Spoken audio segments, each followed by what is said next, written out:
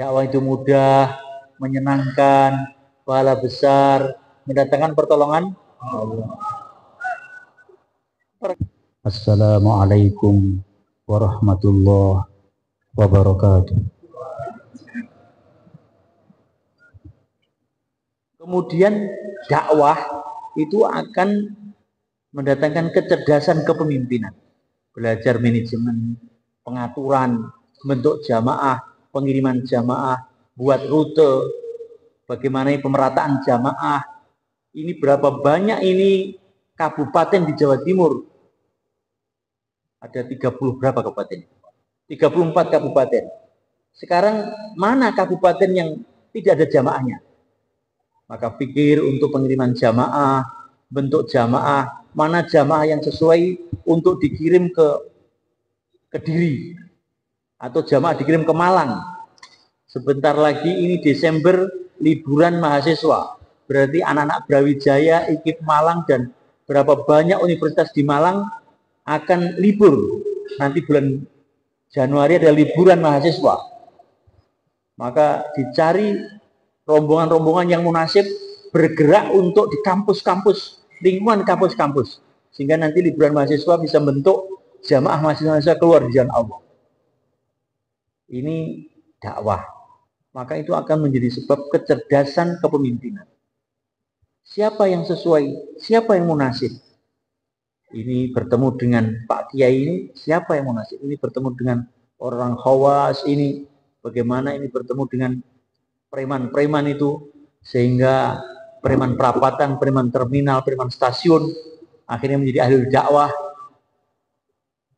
Ini pikir terus, ini akan datang kecerdasan dalam kepemimpinan dan pengaturan. Akhirnya hari mulia dengan usaha agama itu jadi cerdas semua. Otaknya, hatinya, rasa empatinya, kemudian juga pinter dalam pengaturan hari mulia.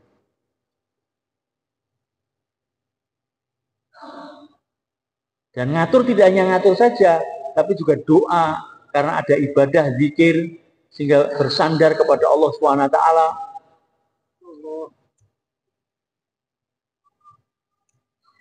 Maka ada satu kiai dia cerita, ini sebenarnya rahasia, jangan disampaikan kepada orang lain. Ini khusus untuk kita saja. Ini Pak Kiai ini dia bilang pada kita lah waktu itu, rame-rame. Saya ini tidak tahu dakwah ini sebenarnya kumpulan orang-orang pinter atau orang-orang setelah ikut dakwah jadi pinter, katanya Pak Kiai ini. Kok saya lihat orang kalau ikut dakwah ini jadi cerdas-cerdas dan pinter-pinter katanya. Ya ini untuk kita saja, jangan kemudian disampaikan kepada orang luar, nanti dikira sombong sampai. Memang di dalam usaha dakwah ini akan mendatangkan kecerdasan kepada otaknya, kepada hatinya, kepada empati kepada sesamanya. Intelektual, spiritual, emosional, ini katanya orang sekolah itu. Intelektual dengan taklim. Taklim ini otaknya jadi cerdas. Taklim, baca Al-Quran sebelum subuh, baca Al-Quran dengan melihat mushaf, maka mendatangkan kecerdasan kepada otak. Kemudian ibadah, zikir, wiritan, doa-doa masnun, zikir pagi petang, ini sebab kecerdasan kepada spiritual. Kemudian khidmat kepada sesama, khidmat kepada orang miskin, ini akan mendatangkan kecerdasan dari emosional, empati kepada sesama. Mungkin kita tidak akan bisa sempurna hari ini. Karena insanul kamil, manusia sempurna itu adalah Rasulullah SAW. Mungkin kita tidak akan pernah sempurna. Tapi kita terus berjalan menuju kepada kesempurnaan. Sehingga walaupun kita tidak sempurna, berharap nanti di akhirat, semoga kita dikumpulkan dengan manusia-manusia sempurna.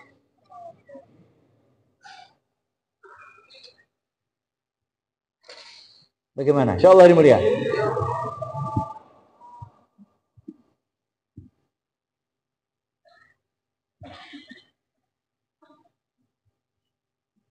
Dan usaha agama ini adalah madrasah global kalau sekarang.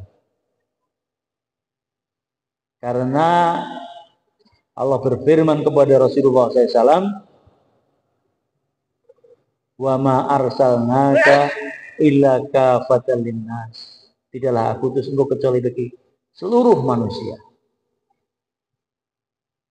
Maka paling sedikit niat kita mesti seluruh dunia. Bagaimana? Soal mulia. Itu paling kecil itu. Paling kecil mesti niat mendakwahkan agama, menghidupkan usaha agama seluruh dunia. Jadi kalau saya katakan mendakwahkan agama, maksudnya adalah menghidupkan usaha agama dengan dakwah, taklim, ibadah zikir dan khidmat. Karena usaha kita inilah 4 kurikulum, 4 paket ini. Dengan dakwah, taklim, ibadah zikir dan khidmat. Ini amal Masjid Nabawi yang kita cita-citakan untuk hidup 24 jam dimanapun kita berada. Ketika Nabi mulai dakwah di Mekah, ternyata Masjidil Haram belum bisa dihidupkan ini usaha agama. Di mana Nabi menghidupkannya? Di rumah istri beliau, Sayyidatina Khadijah radhiyallahu anha. Maka rumah Khadijah telah menjadi markas dakwah pertama kali.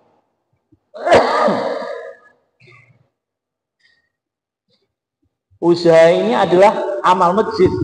Maka sebenarnya kita mau hidupkan masjid-masjid kita.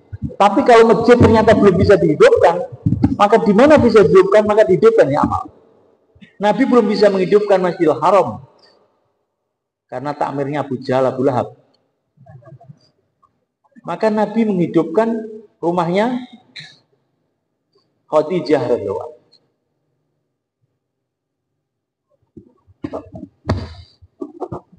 Maka di rumahnya Khadijah lah taklim dihidupkan, bayan dihidupkan, khidmat dihidupkan, ibadah zikir dihidupkan. Di rumahnya Sayyidina Khadijah radhiyallahu anha.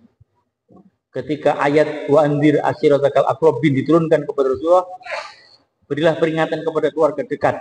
Maka Nabi telah mengumpulkan daripada Bani Hashim, Bani Abdul Muthalib di rumahnya Khadijah radhiyallahu anha.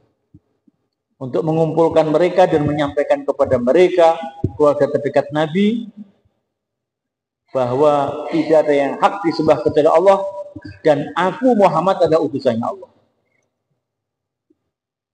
Tapi ternyata tidak ada yang menerima kecuali Ali bin Abi Thalib saja. Demikianlah waktu terus berjalan.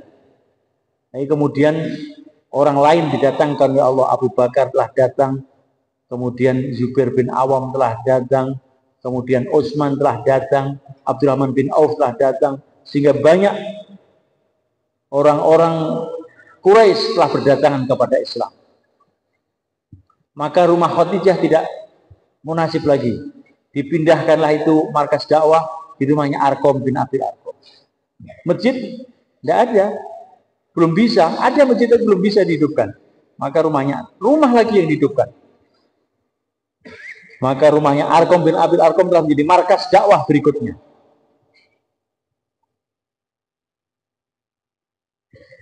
Sehingga Umar bin Khattab itu masuk Islam di rumahnya Arqam bin Abi Arqam. Hari mulia, Nabi berdakwah di kalangan jamaah haji. Sehingga pada tahun ke-7 atau ke-8 kenabian itu, atau ke-11 ya, orang-orang Aus dan Khazraj, orang-orang Madinah telah pergi haji ke Mekah. Dan kemudian mereka telah mendengar dakwahnya Nabi.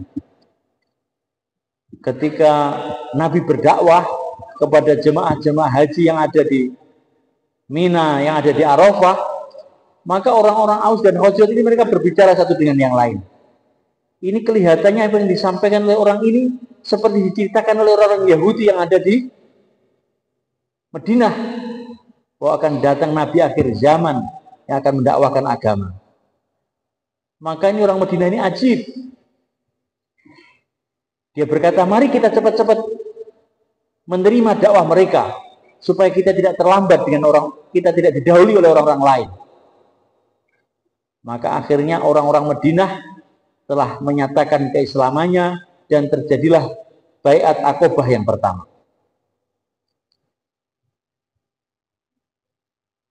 Orang Madinah itu petani-petani. Petani-petani ini hatinya lembut. Didakwai sedikit saja langsung mereka datang kepada Islam. Maka orang Temboro, Karas, Jungke, Panean, Plausan ini petani-petani, Mantingan, Ngawi. Ini kebanyakan petani-petani. Petani ini cocok dakwah, hatinya lembut-lembut. Petani itu pikirnya satu, gemburkan tanahnya, gemburkan tanahnya, gemburkan tanahnya. Maka yang paling gembur pertama adalah hatinya. Karena mikirnya lembutkan tanah, gemburkan tanah, gemburkan tanah. Sawah yang keras-keras mesti sama petani digemburkan. Maka akhirnya hati petani itu paling gembur, lembut. Maka orang Madinah telah masuk Islam. Baiat Aqobah yang pertama. Mereka telah kembali ke Madinah dan tahun berikutnya datang dengan lebih banyak lagi. 72 orang telah datang ke Mekah. Dan kemudian menyatakan keislamannya juga kepada Rasulullah SAW. Selesai musim haji, mereka kembali ke Madinah. Mereka kembali ke Madinah, Nabi telah menyertakan kepada orang Madinah Mus'ab bin Umair, pemuda paling ganteng di Mekah, untuk dikirim ke Madinah. Jadi khusus ini juga perlu milih-milih juga ini. Yang ganteng-ganteng dikirim itu. Karena orang ganteng itu lihat wajahnya orang senang.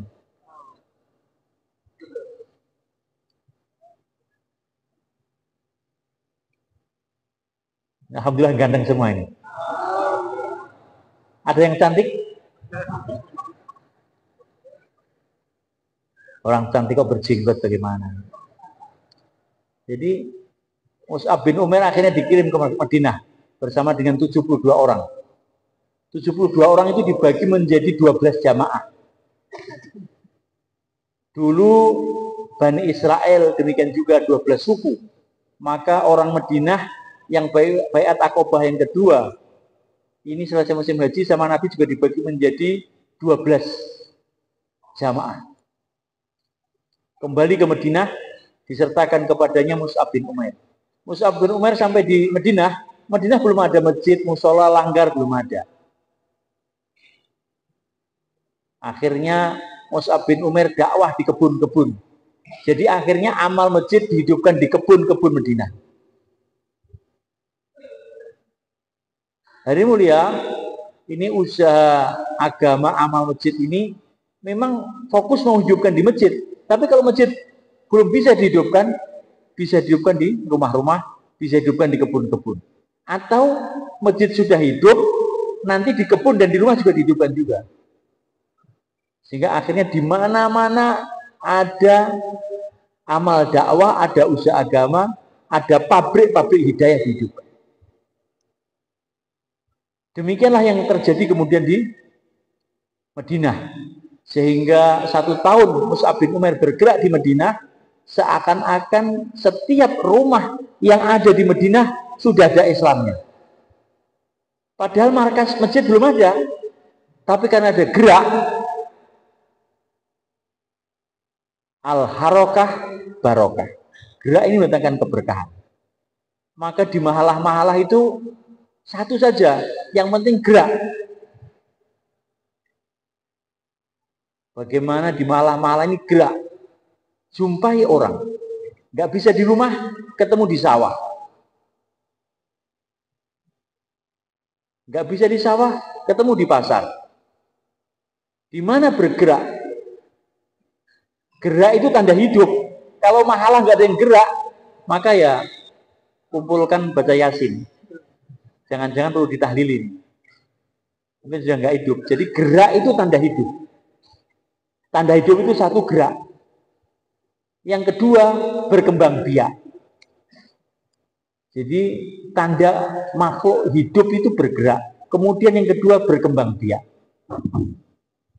Maka ahbab-ahbab kita, karkun-karkun yang ada di malah-malah itu satu, bergerak. Bagaimana? Insya Allah mulia. Al-harokah barokah. Gerak itu menandakan keberkahan. Pokoknya sudah gerak. Gerak dakwah ini akan menjadi guru bagi kita hari mulia.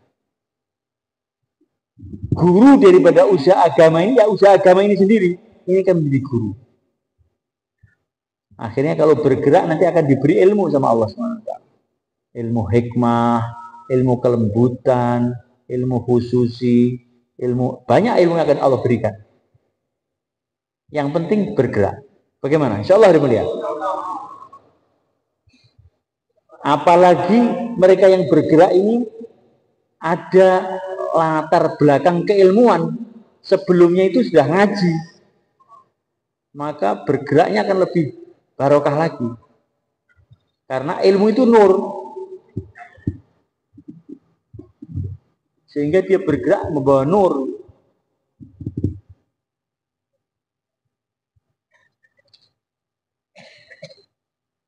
Maka alumni demikian juga kalau sudah di mahalah bergerak. Jangan nunggu disowani. Ini orang datang nggak pernah muncul di mahalah, nggak ada halaqah, nggak ada, markas tidak kelihatan. Maka kemudian orang datang kepadanya, beritahu, Ustadz, nanti kita akan ada musyawarah halaqah malam Kamis, sampai bisa datang. Kemudian dia GR dia di rumah musuh. Insyaallah saya ini disowani terus katanya. Ini mau musyawarah orang sowan sama saya. Ini orang mau jauhlah orang sowan. Ini bukan sowan, ini sampai diusuli. Karena sampai tidak pernah kelihatan kok sowan gimana. La ilaha illallah. Jadi gerak. Dan kemudian ini abab-abab yang lama-lama di mahalah-mahalah halaqah, bahwa itu alumni diajak bergerak itu. Digerak, diajak khususi masjid, diajak usuli, diajak khususi 2,5 jam di lingkungan. Biar orang ini betah, nanti habis bergerak diajak mampir tahu tepo gitu. Dari tahu tepo atau sate apa? Balibul bawah 5 bulan. Santrinya satenya empuk-empuk itu katanya. Jadi akhirnya yang diajak gerak ini juga wah dakwah enak baik. Oke mulu dakwah tidak marung kayak gini. Bagaimana? Insya Allah mulia. Kita tidak tahu dari khidmat yang mana dan ikram yang mana menjadi sebab seseorang itu istiqomah di atas jalan dakwah. Kalau seseorang itu sebab kemudian kita ajak beri es degan gitu aja, kemudian dia istiqomah dalam dakwah. Kemudian dia keluar 3 hari istiqomah, 40 hari istiqomah, anak-anaknya dikirim ke pesantren, juga anak 7 hafal Quran semua. Kan nanti pahalanya kan mengalir kepada yang tadi ikram es degan itu. Es degan harga cuma berapa? 5.000. Tapi menjadi sebab anaknya 7 hafal Quran di pesantren. Dia istiqomah 40 hari tiap tahun, bahkan sekarang 4 bulan tiap tahun. Masya Allah. Ini nggak ada harganya itu es degan itu dari mulia.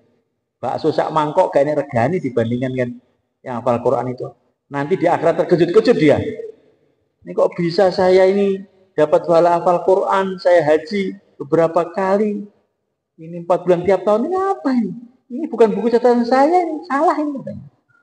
Enggak, ini punyanya Tuhan. Karena dulu Bapak telah ngajak itu, Bapak pulang diajak di warung dibelikan es degan. Akhirnya sebab begitu dia tertarik dengan dakwah, istiqomah dalam dakwah. Anak-anaknya dipondokkan, maka akhirnya pahala mengalir kepada sampean semua. Bagaimana? Insya Allah mulia.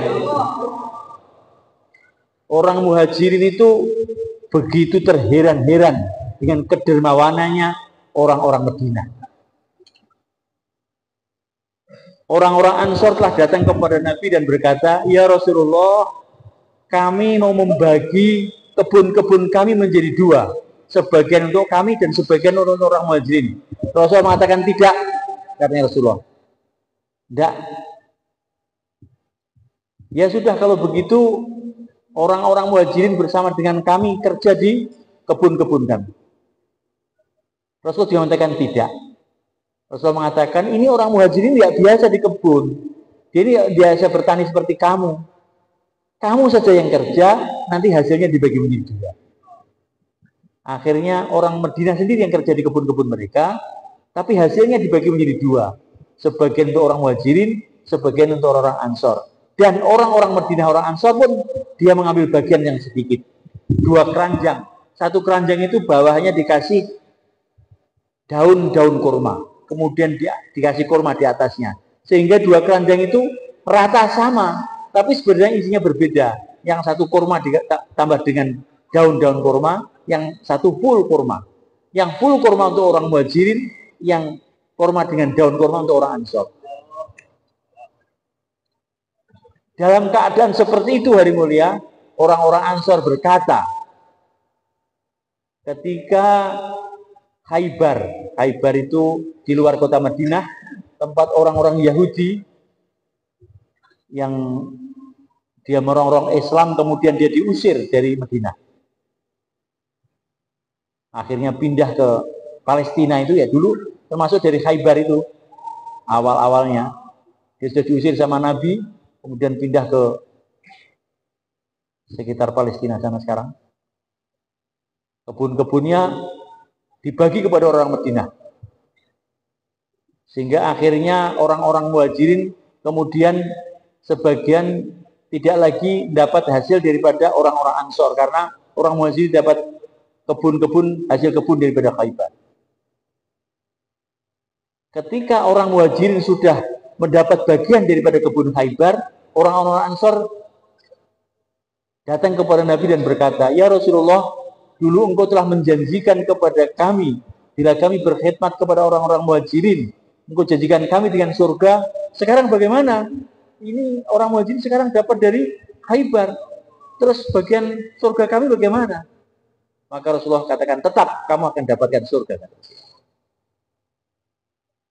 Maka orang-orang Muhajirin ini hari mulia,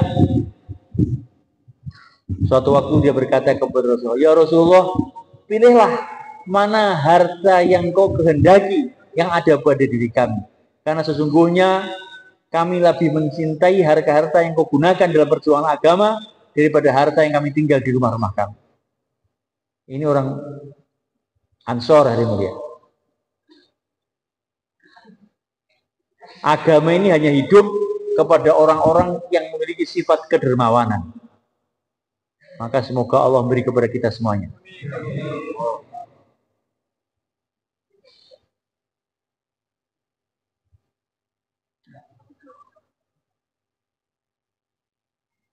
Setiap jamaah datang, diikromi, dikhidmati. Kalau orang Madinah, diikromi, dikhidmati, pulang diberi hadiah. Ini orang Madinah hari mulia. Laki-laki mereka kumpul di masjid, iktikaf di masjid, dijamu di masjid, wanita-wanita di rumah-rumah mereka. Selesai mereka itu belajar di Madinah beberapa waktu, mereka akan pulang ke kaum-kaum mereka, sahabat kumpul lagi, mengumpulkan hadiah-hadiah untuk orang-orang ini untuk kembali ke kampung-kampung mereka. Sehingga mereka pulang ke kampung-kampungnya dengan membawa hadiah-hadiah daripada orang-orang Madinah. Hari mulia, maka ini juga menjadi cita-cita kita semuanya. Kalau ada tamu-tamu datang di tempat-tempat kita, kita jamu, kita ikrom, kita sampaikan agama, apa yang kita tahu tentang tata agama, tentang dakwah kita sampaikan. Dan kemudian setelah itu, bila mereka pamitan mau balik, beri hadiah-hadiah. Bagaimana? Insya Allah hari mulia. Pokoknya semua kebaikan-kebaikan yang dilakukan oleh pendahulu-pendahulu kita, kita niat semuanya. Niat untuk mengamalkannya. Bagaimana? Insya Allah. Dakwah ini mudah, menyenangkan, pahala besar, mendatangkan pertolongan Allah SWT. Dakwah ini apa? Mudah, menyenangkan, pahala besar, mendatangkan pertolongan Allah SWT. Mudah. Tidak ada yang susah. Mudah. Sehingga orang pincang, orang buta bisa berjalan dengan jalan dakwah. Sampai orang-orang tunarungu, ada jamaah-jamaah tunarungu dikirim hari mulia. Bayan yang mendengarkan ustadz-ustadz kiai-kiai. Coba ini tunarungu bayan. Orang bisu bayan. Kemarin jamaah bisu dikirim ke Iswah Yudi itu, pangkalan udara Iswah Yudi. Bayan di skuadron-skuadronnya ada Iswah Yudi. Ini kemudahan dakwah. Nah, kalau orang bisu saja bisa dakwah, apalagi yang waras jadi.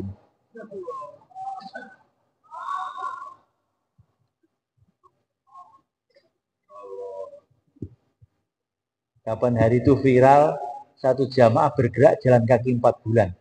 Sementara salah satu jamaahnya itu tidak punya kaki. Dia berjalan dengan tangannya dan di bawah pantatnya itu diberi seperti jingklik begitu. Tapi bisa 4 bulan. Ini orang tidak punya kaki, bisa ikut jamaah jalan kaki. 4 bulan.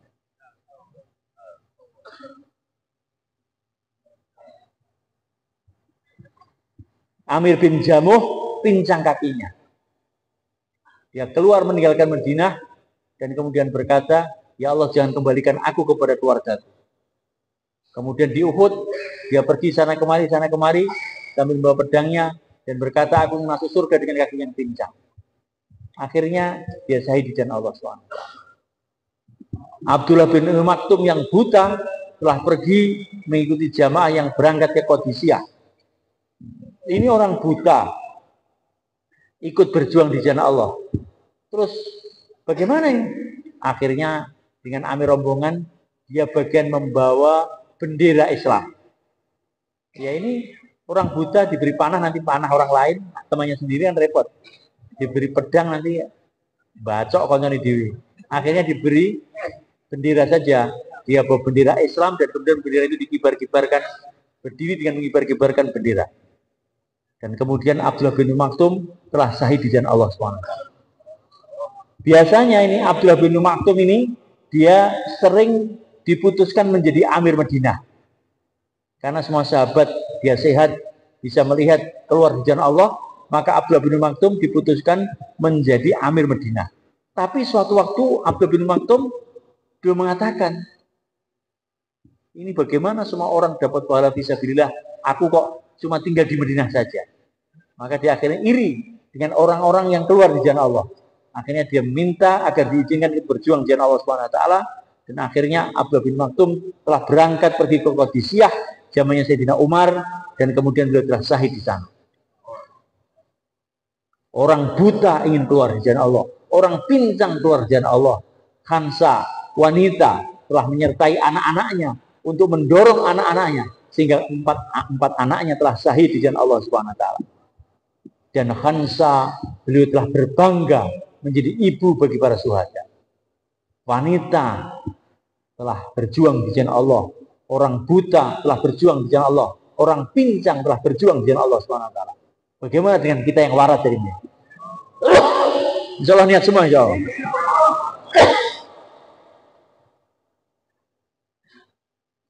Bagaimana jamaah-jamaah negeri jauh dibentuk tiap-tiap zon. Setiap zon satu jamaah 4 bulan negeri jauh. Setiap periode.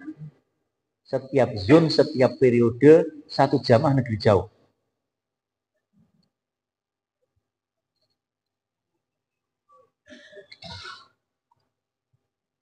Kemudian jamaah 4 bulan setiap periode, setiap halakoh. Setiap halakoh, setiap periode satu jamaah 4 bulan di halakoh kita masing, dan 2 jamaah 40 hari. 1 jamaah 4 bulan, 2 jamaah 4 bulan. Ini santri semua ini. Mbah Bakri, sampai halakoh pun di Dempel. Berarti Dempel 1 jamaah 4 bulan, 2 jamaah 40 hari setiap periode. Terus nanti insya Allah ya. Jadi kan putih amali. Klagen. Klagen berarti 4 bulan 1 jamaah 4 bulan. 2 jamaah 40 hari. Sampai putih. Sulur. Sulur ki Purwodadi lho. Purwodadi ndek Bluro. 1 jamaah 4 bulan, 2 jamaah 40 hari per periode.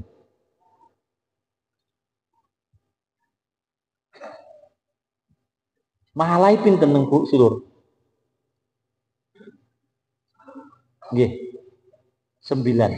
Nah, 9 sak halakoh kuwi nek nyumbang wong siji gitu, satu orang satu mahalah keluar 4 bulan per 4 bulan, berarti sudah 9 orang. 9 orang keluar di jalan Allah. Kemudian 9 mahalah nanti 2 orang 40 hari per 4 bulan. Makanya niki dalam dakwah ini masjid baru cari orang baru, masjid baru cari orang baru.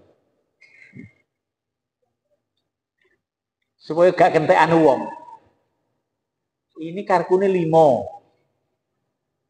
Loro pindah yang Surabaya, sing siji mati, sing loro pecah hati.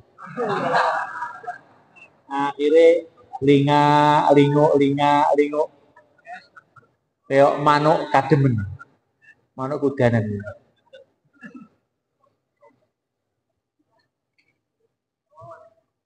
Makanya ini golek wong anyar. Jurus-jurus ditokne kabeh. Gitu. Jurus napa mawon? Fatihah, ini amal Fatihah, mahabbah. Itu gitu teng istighosah. Istighosah itu kan ada amalan-amalan mahabbah itu. Alqaitu alaika mahabbatan minni innahu min Sulaimana. Terus apa malih? Ya abadi ini ra'aitu ahada asyara kawkaban wasyamsa wal qamara itu bisa jidin. Ini donga-donga mahabbah niki. Aja nggih mahabbah bojone ae. Ini tonggo-tonggo niki lho, ben seneng karo sampean ngeten terus pundi. Wiritane istighosah bar niku semongkone rambutane durene.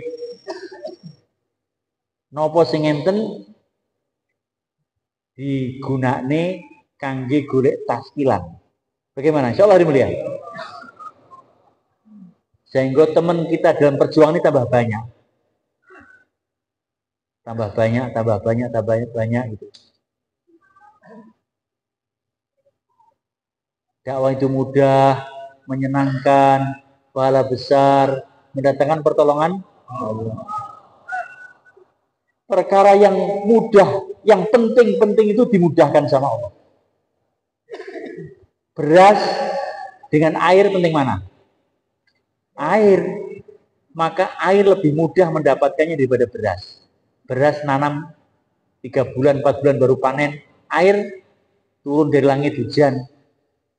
Sungai berantas keluar air terus.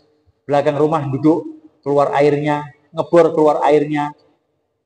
Ini air mudah, karena air lebih penting daripada beras. Nggak perlu itu, nunggu 4 bulan itu air. Ini air hujan sebentar lagi turun, kemarin jauh turun hujan, sungai Bengawan Solo, Berantas, Bengawan Mediun, airnya banyak. Air dan udara lebih penting mana? Udara. Maka udara lebih dimudahkan daripada air. Kalau air ngambilnya pakai gelas, dimasukkan di botol, ini udara tidak perlu pakai botol ini udara. Ini sudah udara semua ini kanan kiri. Tidur minum susah, tapi tidur udara keluar masuk terus. Mengapa? Karena udara lebih penting daripada air. Air, udara, beras itu cuma diperlukan di sini saja. Dikubur tidak perlu udara, tidak perlu air, tidak perlu beras. Tapi dikubur perlu agama. Di mahsyar perlu agama. Di sirat perlu agama. Di akhirat jutaan tahun perlu agama. Maka agama lebih penting daripada air, udara, dan beras. Maka agama lebih dimudahkan. Maka kita semua ingat mengamalkan agama dan perjuangan agama. Bagaimana? Insyaallah mulia. Demikian juga masturat-masturatnya. Masjid-masjid dibuat taklim masturat. Pokoknya istri-istri kita, anak perempuan, dan ibu-ibu kita bagaimana bisa terlibat dalam usaha agama. Agama niki mboten kanggo wong lanang tok. Perjuangan dakwah juga tidak untuk laki-laki saja, laki-laki dan wanita. Ya ayyuhalladzina amanu itu, wahai orang beriman itu laki-laki dan wanita. Dan wanita itu lebih banyak daripada laki-laki. Niki pun masyhur niki. Wanita lebih banyak daripada laki-laki sudah masyhur. Anak-anak lebih banyak daripada orang tua. Dan anak-anak lebih dekat kepada ibunya. Ibunya daripada bapaknya. Maka kalau kita ini meninggalkan perjuangan wanita, tidak dilibatkan dalam perjuangan agama, maka sebagian besar daripada umat ini tidak terlibat dalam perjuangan agama. Karena anak-anak lebih banyak daripada orang tua, dan anak-anak di bawah asuhan ibu-ibu mereka, lebih dekat dengan ibu-ibu mereka. Maka ibu-ibu mesti dilibatkan dalam agama. Saya belum kawin, Pak. Loh, ibumu kan perempuan. Jadi bisa keluar bersama dengan ibunya. Ini santri-santri ini, bapaknya sudah nggak ada. Keluar sama ibunya. Keluar dengan saudara perempuannya. Yang sudah berkeluarga, keluar dengan istrinya. Bagaimana? Sudah keluar? Belum, Pak. Mengapa? Pendekatan. Lagi anak wis 5 kok pendekatan terus piye? Apa ra kelet piye? Anak wis 5 ngerwecel ae masih pendekatan terus itu bagaimana? Maka istri-istri kita bagaimana dibawa dalam keluarga. Mungkin pertama diajak nusroh dulu omongan yang datang, dan nanti habis nusroh pulangnya itu diberi hadiah-hadiah begitu, apa kesenangan dia dihadiahi. Sehingga dia senang dengan usaha agama. Nanti keluar, diajak keluar dengan teman-teman dia. Demikian juga ketika keluar di ikram, sehingga pulang nggak kapok lagi. Dia senang di dalam keluar dari Allah Subhanahu wa taala. Demikianlah akhirnya sehingga tidak ada wanita yang tidak tersentuh dengan perjuangan agama. Dan tiap-tiap masjid kemudian ada taklim-taklim masturat. Dan tiap-tiap taklim masturat akhirnya mengeluarkan jamaah-jamaah masturat 3 hari per periode. Jamaah 3 hari masturat keluar sebanyak jamaah 3 hari rijal di halaqah-halaqahnya.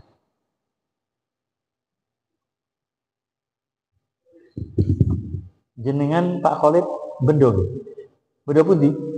Bendo Barat jamaah rijal berapa rombongan tiap bulan?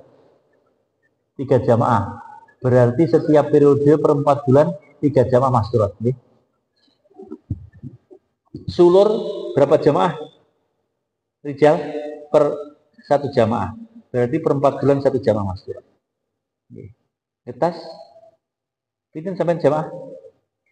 5 jamaah. 5 jamaah ngetas jamaah rijal. Berarti setiap bulan ngetas harus ada jamaah masturat setiap bulan. Karena kan per periode 4 bulan berarti turah siji gitu. Dari 1 bulan ada yang 2 jamaah. Ini ngetas. Dengan Tuban pinten jamaah 3 hari? Nggih halaqah. Halaqah jenuh berarti. 1 jamaah rijal. 1 jamaah rijal berarti per periode 1 jamaah masturat. 1 jamaah masturat sebanyak jamaah 3 hari tiap bulan. Jamaah masturat per periode sebanyak jamaah 3 hari rijal per bulan.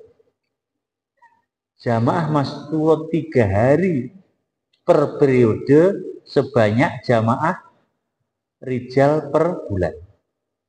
Bisa dipaham nih? Sampeyan pundi? Ponorogo. Ponorogo ini pundi? Bungkal. Berapa jamaah 3 hari tiap bulan? 2 jamaah. Berarti per periode 2 jamaah masturat.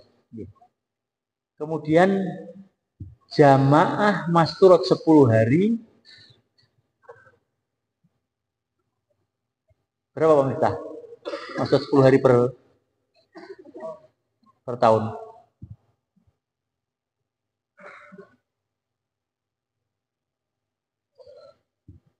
Ini tanggung jawab Pak Miftah, tanggung jawab masturat.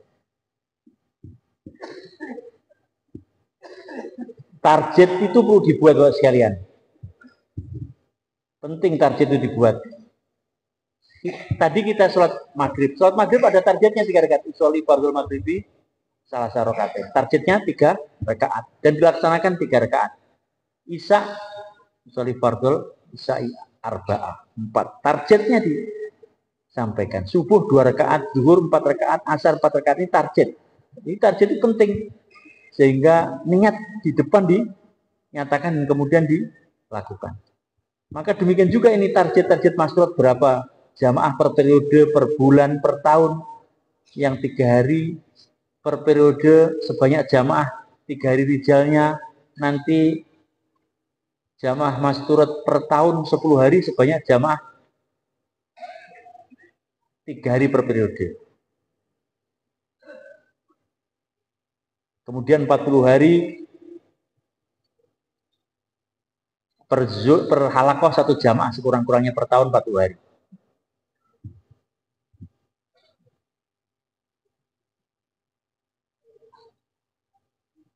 Satu fikir satu fikir dan satu hatinya suami dan istri ini menjadi sebab kemudahan dalam usaha-usaha agama dan dakwah.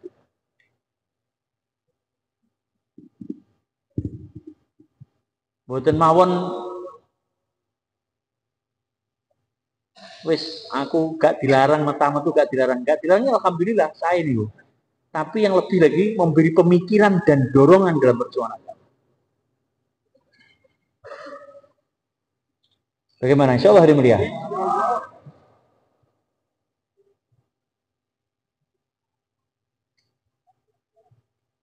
Negeri jauh per zon.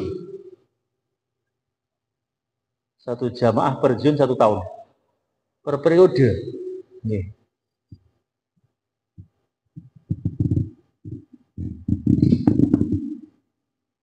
Nggih niki negeri jauh dalam waktu dekat. Boleh angkat tangan. Negeri jauh dalam waktu dekat. Pundi sampean?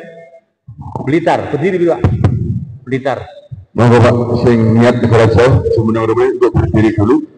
Berdiri langsung ke belakang. Silakan. Yang negara jauh dekat dari zona 9 akan ke Thailand dan Kamboja. Silahkan untuk berdiri dan ke belakang. Silahkan. Berdiri dan ke belakang tidak monggo. Silahkan ke tim taskil dengan Pak Samsudin, dengan Pak Mustafa, Pak Qadir. Silahkan. Untuk yang ke negara jauh, silahkan.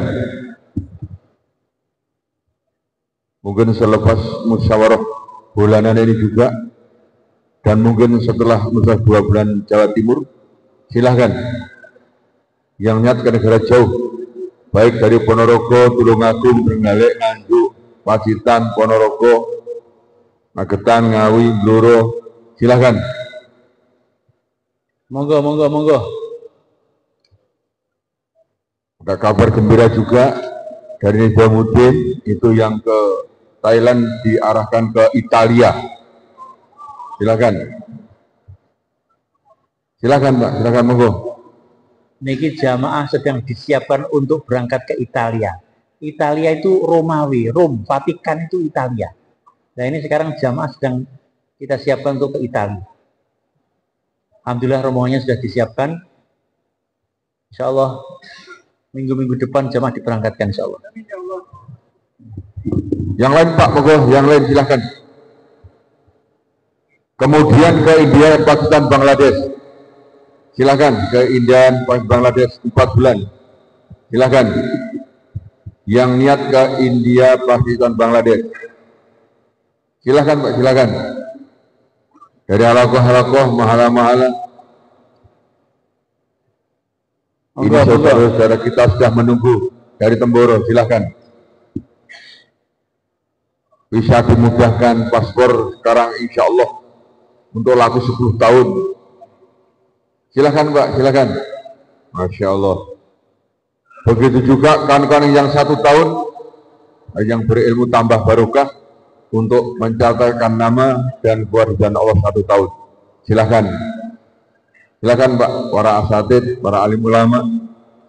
Silakan. Monggo alumni pesantren semua bertanggung jawab dalam dakwah. Tapi penanggung jawab pertama dan terutama adalah alumni pesantren. Allah. Mengapa? Karena alumni pesantren ini pewarisnya para nabi, mewarisi ilmunya nabi dan mewarisi perjuangannya nabi. Allah. Maka ini alumni pesantren berdiri untuk kelas tahun. Silakan. Bismillah, bismillah. Silakan, bismillah, bismillah. Silakan, alumni pesantren silakan. Monggo, monggo berdiri, berdiri. Ayo insyaallah niat berdiri. Silakan. Berdiri setelah takalus. Niat saja niat. Siapa? Yang niat berdiri Mas. Monggo. Yang niat silakan. Berdiri dulu, berdiri. Angkat tangan berdiri silakan. Jangan malu-malu. Masya Allah. Nah, silakan. Silakan. Beliau sampaikan tadi adalah pewarisnya para nabi, pewaris perjuangannya nabi, dan ilmu barokah. Silakan. Yang niat untuk kos tahun. Senyum-senyum saja. Senyum juga boleh kali berangkat. Yang 40 hari Pak, 40 hari. Yang kes malam hari ini, 40 hari. Silakan untuk berdiri. Yang 40 hari, kes malam hari ini. 40 hari, silakan. Monggo, bismillah. Monggo Pak, aja menengai. Dibong ora kopong, udan ora keles. Silakan yang 40 hari Pak. Silakan 40 hari. Mungkin diajukan untuk gerak ke Mojokerto akan ada musyawarah seminggu sebelumnya. Ya, diajukan, Masya Allah. Silakan 40 hari. Yang niat 40 hari.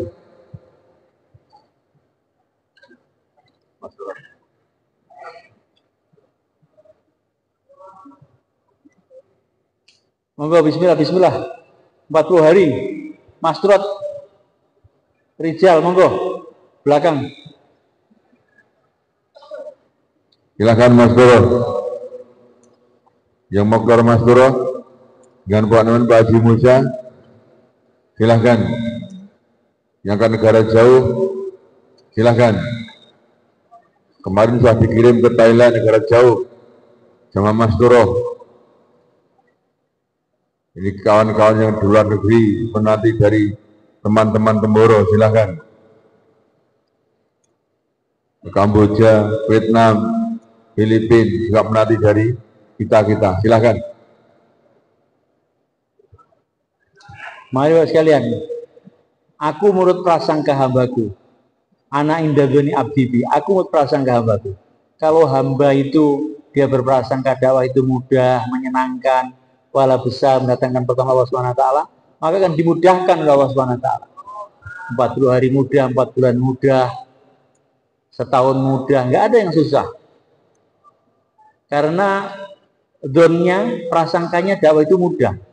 Mudah, menyenangkan, pahala besar, mendatangkan pertolongan Allah SWT. Monggo, monggo, bismillah, bismillah. Monggo Pak, monggo, bismillah, bismillah, monggo.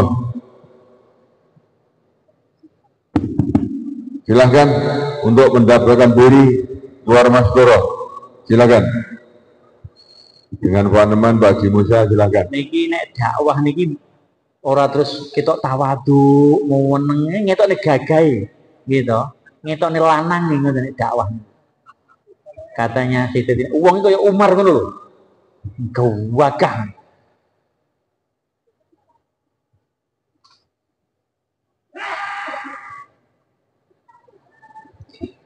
Monggo wak jumeneng nek mboten paham bahasa Indonesia basa Jawa mawon. Nggih, monggo sakniki sing badhe medal Mas Turo kula aturi jumeneng lajeng teng wingking kalih Pak Haji Musa. Dipun serat amin monggo, masyaallah. Ustaz Zainuddin, masyaallah monggo. Sanese Pak monggo, sanese sing pun kagungan garwa nek dereng kalih ibuke ketingane Pak Haji Tantoyo. Monggo. Monggo kula aturi jumeneng lajeng teng wingking nyerataken naminipun pinjang menapa medali Mas Turo. Monggo. Monggo Pak, sing kidul niki kita kaya rada anteng jane gak udan. Ademeng. Nggih monggo. Dipun serataken naminipun pinjang menapa medalipun. Monggo. Kaya gak paham basa Jawa ya. Gampang iki. Namun dereng gajah garwa enggak.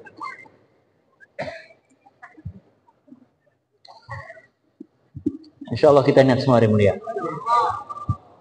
Terus doa, sholat hajat, 2 rakaat, 4 rakaat, berapa rakaat kita mampu, agar kita istiqomah di atas jalan dakwah.